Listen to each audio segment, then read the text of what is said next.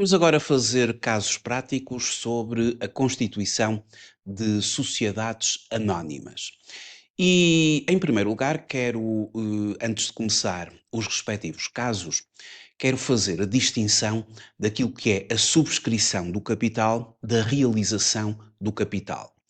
A primeira fase trata-se da subscrição do capital. Esta fase representa o compromisso assumido pelos subscritores de entregar à sociedade um valor estabelecido para a constituição do capital. A subscrição é usualmente realizada ao par, ou seja, pelo valor nominal das ações. No entanto, pode ser também efetuada acima desse valor, denominando-se de subscrição acima do par, existindo assim aquilo que se chama o prémio de emissão. Note-se que não pode haver colocação de títulos abaixo do par. Já a segunda fase, que é a fase da realização, esta corresponde à entrega à sociedade dos valores subscritos, podendo esta ser realizada em dinheiro ou em espécie.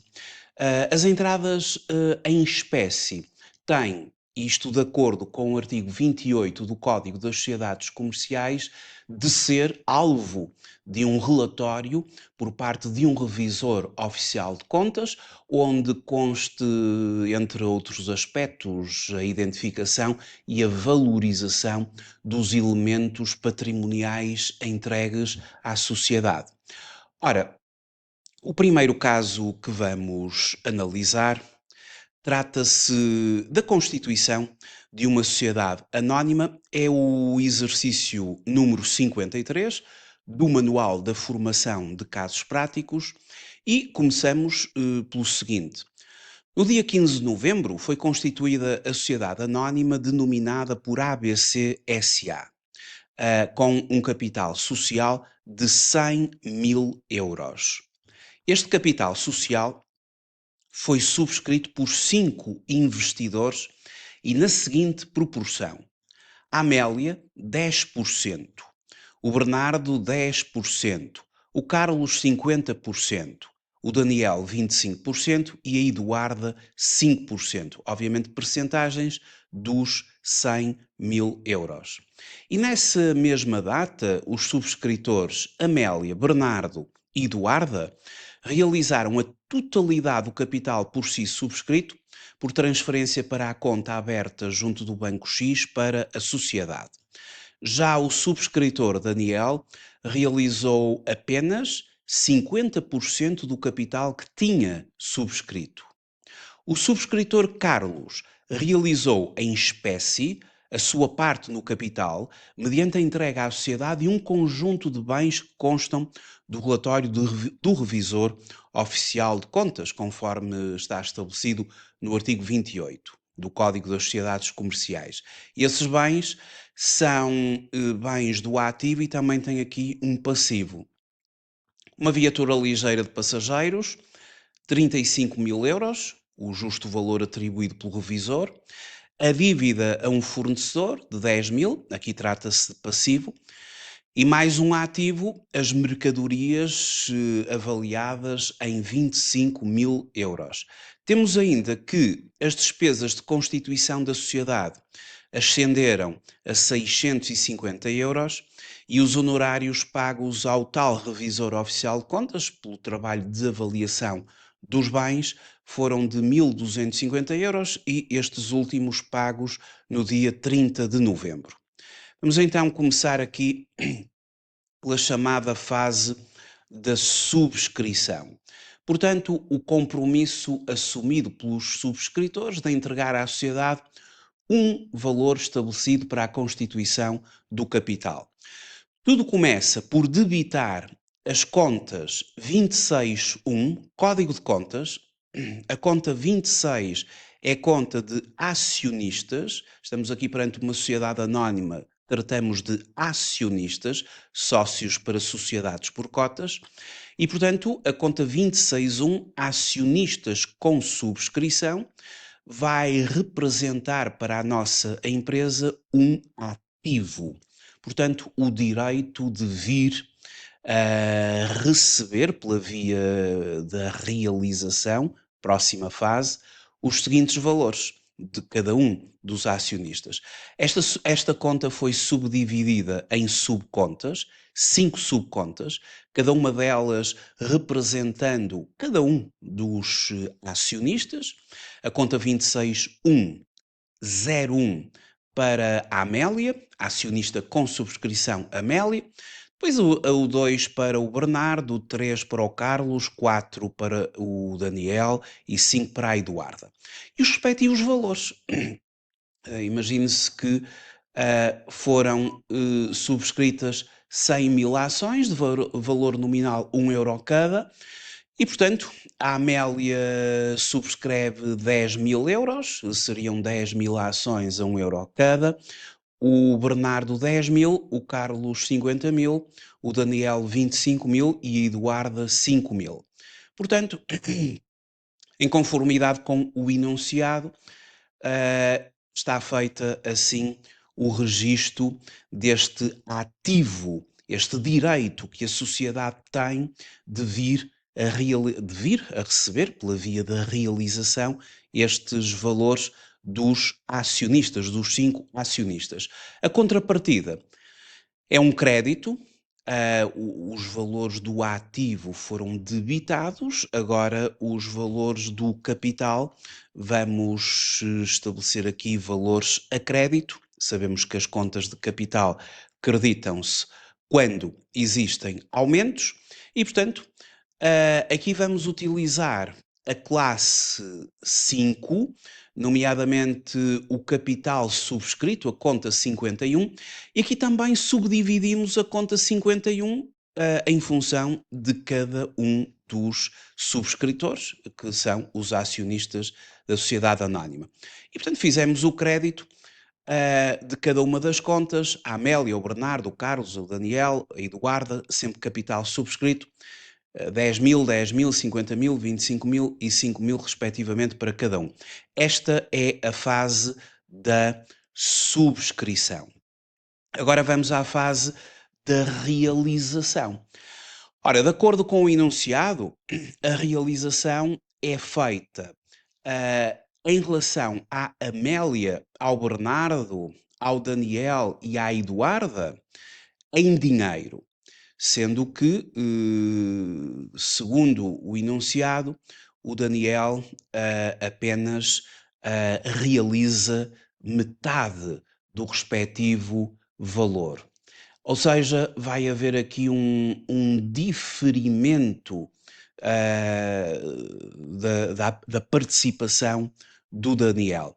E sobre esta matéria, e no caso concreto das sociedades anónimas, e em referência à realização do capital subscrito, só pode ser diferido 70% do valor nominal, não podendo ser diferida a realização do prémio de emissão, caso exista, aqui não existe, portanto foi ao par, conforme estabelece o número 2 do artigo 277 do Código das Sociedades Comerciais. Note-se, no entanto, que as entradas em espécie não podem ser diferidas, devendo ser integralmente realizadas. O contrato de sociedade não pode diferir a realização das entradas em dinheiro por mais do que 5 anos, e isto de acordo com o artigo 285 do Código das Sociedades Comerciais. Estamos a falar de sociedades anónimas. Portanto, uma vez que o Daniel vai realizar metade do valor, portanto, o diferimento só pode ser diferido 70% do valor nominal, portanto está de acordo com a base do artigo 277 do Código das Sociedades Comerciais. Realização em dinheiro corresponde à entrada do valor nos cofres da empresa, não é? E, portanto, por transferência, por depósito, debitou-se a conta 12.1, Portanto, entra no banco X o valor de 37.500 euros, portanto, aqui um ativo, debita-se a conta banco X, 37.500, foi esta a conta que foi criada para a futura e agora sociedade anónima. E depois a conta 26101 representativa da Amélia vai ser creditada por 10.000. Ela havia sido debitada inicialmente, agora é creditada, portanto a Amélia realizou a totalidade.